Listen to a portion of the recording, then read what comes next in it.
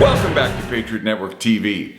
It is another glorious day in paradise. Before we get into the meat of the story today, you might notice that I am wearing the newest in apparel. You might be able to read that, and for those of you who are of the age to remember what it means basically kill communists. If you'd like a shirt like this, you need to go to 87iq.com. And the Q-Man will have one flying its way to you as soon as is possible. And if you are a big supporter of the elimination of the single worst killing influence of the 20th century, communism, socialism, and you want to demonstrate your solidarity with those of us who understand that freedom is the only thing worth dying for, and communism is one of the major threats to freedom, you'll have to have this added to your apparel. So 87iq.com, Q-Man will get this out to you today. Now, in the news, what's in the news? The tragedy of the Connecticut school shooting. First of all, the disclaimer here. I don't have the ability to understand the depth of the despair of the parents and families of the children and the adults who were murdered by the madman. I just don't have that ability. No one does. I've had friends die.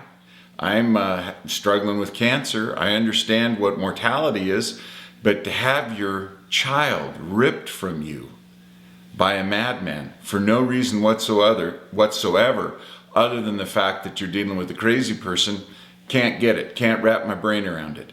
But I can wrap my brain around people like Rahm Emanuel and the President of the United States, whose motto is never let a crisis go to waste, sprint by each other, pushing each other out of the way to get to the cameras first.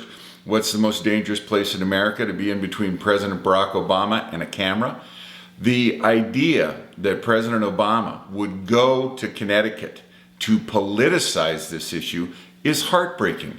When he gave the speech on Sunday night and mentioned these dear innocent children, one at a time, name by name, there was an audible gasp in the auditorium. And I thought it was the gasp of a parent who was going to jump up and punch him in the face and say, "Don't you dare profane the memory of my innocent child to extend your political ideology." Remember, these are people who politicize everything.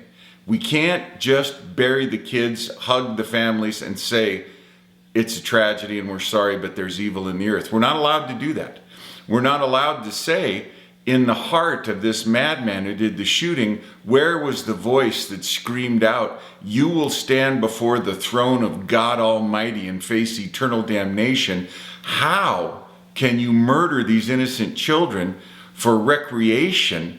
How can you do this? There's no discussion of that. But there's plenty of discussion about abridging my rights and your rights as a free person in the universe. Now, it's important for everyone to get what I'm going to talk about today. The children that were murdered are a horrible event. But in a country of 1/3 of a billion people where we prize freedom and liberty, there are awful things that can and do happen. Now, statistically, are mass murders on the rise or on the fall? Over the last 25 years, they've gone down, not up. Statistically, are you safer today than you were 30 years ago? You are safer today. And beyond that, if you wanted to cure the problem, what would you do? Well, I'd refer you to my friend Professor John Lott, who has published repeated empirical, fact-based studies that demonstrate more guns mean less crime. I'd argue that the number one cause of the crime that we witnessed in the Connecticut school shooting is evil. The number two cause is the absolutely wrong-minded attempt to say this is a gun-free zone, whether it's a school, whether it's a church, wherever you want to say it's a gun-free zone. Law-abiding citizens will say, oh, certainly, I obey the law, I won't take a gun there. Who will violate that? Lawbreakers. Connecticut has very, very strict gun control laws. The young madman who did the shooting didn't own the weapons. His mother legally purchased the weapons. Now, first of all, I cannot in any way, shape, or form empathize, get my head around, my heart around how deeply hurt the parents and families are. And to them, I send my deepest condolences.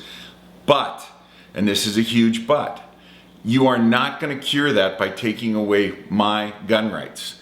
The Constitution says in the Second Amendment, and I quote, "A well-regulated militia being necessary to the security of a free state." That's us, free.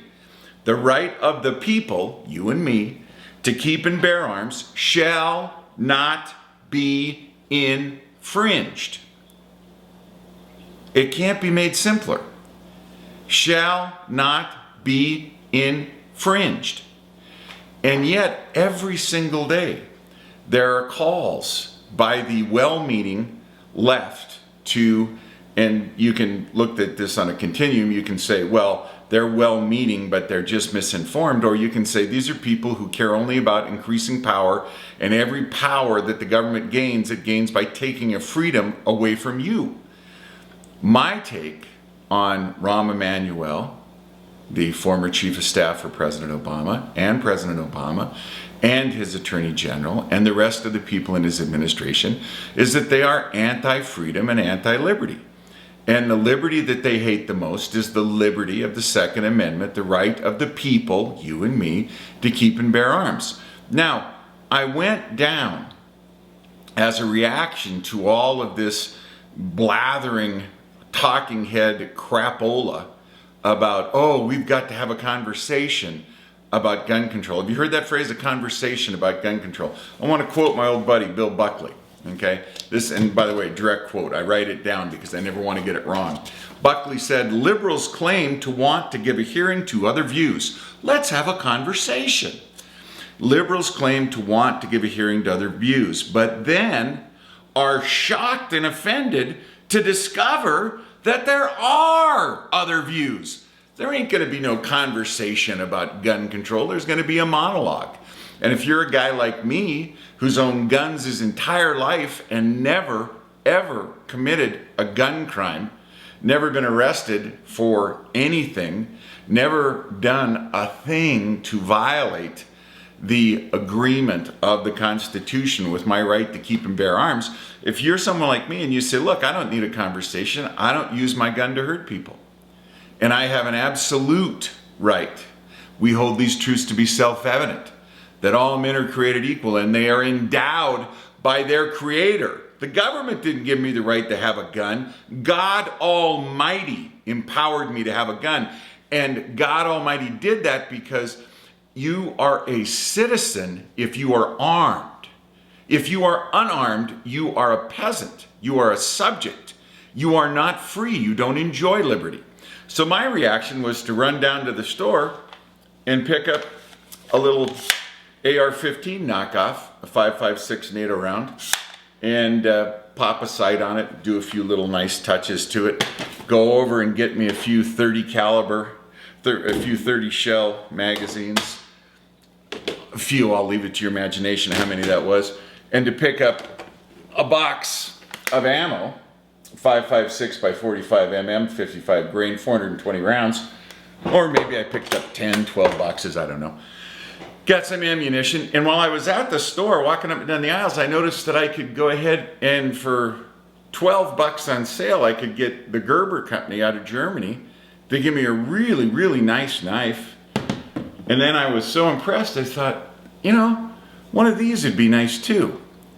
And then when I got home, I went online and I looked up bomb making on the internet. And I noticed that in, let's see, how did it take? Took 0.44 seconds to get 162 million hits about bomb making.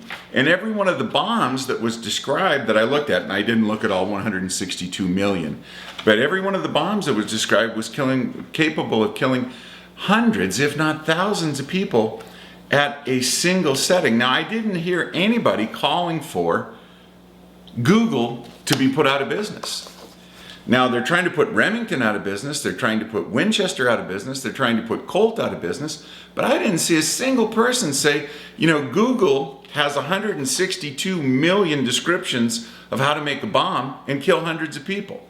Alrighty, we have 3 blurbs on this today. This is the end of blurb 1. We're going to come back and pick it up and talk more about what is the normal, rational reaction to what happened in Connecticut. God bless you and God bless these United States.